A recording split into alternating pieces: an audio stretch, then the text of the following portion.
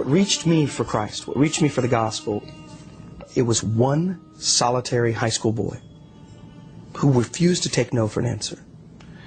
In the Western culture, in the Western civilization, Christians basically hit one shot and done.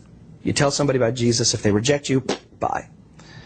You have to understand, in our world, for a Muslim to come to faith in Jesus Christ, to leave Islam, you lose your culture, family, job, home, sometimes your life. The average Muslim, it takes 7 years to come to faith in Jesus. For me, it was any number of years. But one boy, from the moment he started talking to me, would not leave me alone. It didn't matter how many times I said no. He invited me to events. He invited me to special all-night things. He invited me to concerts. I said no, no, no, no, no. I did not want contact with the kafurim, with the infidel. Finally, my senior year in high school, to show him, I walked into this little church. So one solitary boy, one tiny little storefront church, one pastor who had maybe a 6th grade elementary school education.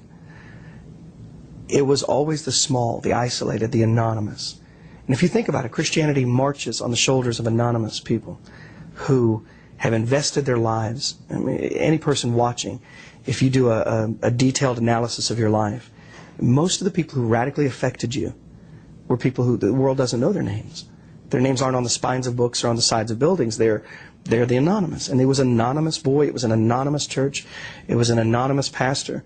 And it was one little people who loved me to the cross. And this is important because everything I had ever learned about Christianity, I had learned from my imam, from my masjid, from my mosque, from my leadership. Every single one of them. And every caricature that I held was based on caricatures that other people had held. The meaner I was to them, or the more sarcastic I was, or caustic I was, the nicer they were to me. I sat by myself, boom, they all come sit around me. I'm churlish, and they just smile.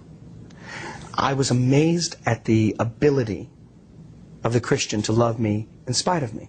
And this is important because it's unconditional. And when I finally afterwards asked them, why are you so nice to him? Why were you so... Well, I said, that's the way Jesus loved us. Romans 5:8, for God commended his love toward us that while we were still sinners, while we were still at war with him, while we still hated him, Christ died for us, the godly for the ungodly. That is a radical concept for somebody like me. He takes me to the pastor. The young man does. And the pastor says, what do you think about Jesus? And I said, in Isa. His name is Isa in Islam. We respect Isa.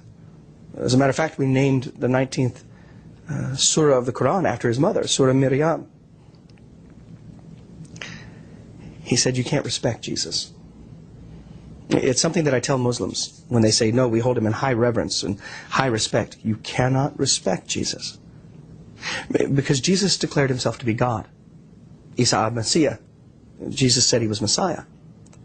And more than just Messiah to the Jew, but he came to die for the world. If Jesus said these things, he is not qualified to be a prophet in Islam. The people who claim to be God, and there's thousands of them throughout history that have claimed to be God, they are either diluted, or in the case of Jesus, he actually is who he says he is. But in either case, some man walking down the streets drinking alcohol who's talking to himself, who thinks he's God, does not deserve my respect. To summarize it, he said, you either revere him as God or reject him as a fraud, but you don't have the option of just respecting him. That door opened. He asked me this question. He said, Islam teaches that Jesus wasn't crucified. Yes, Surah 4, verse 157, Isa was not crucified, but somebody else in his place.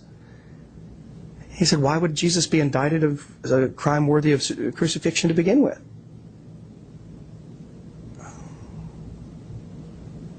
Was it trumped up charges? No. Was it blasphemy? Yes. What's blasphemy? In other words, he opened the door to me about crucifixion. That when Jesus died, his death had some meaning, some hope, In every debate that I've done, and every time I've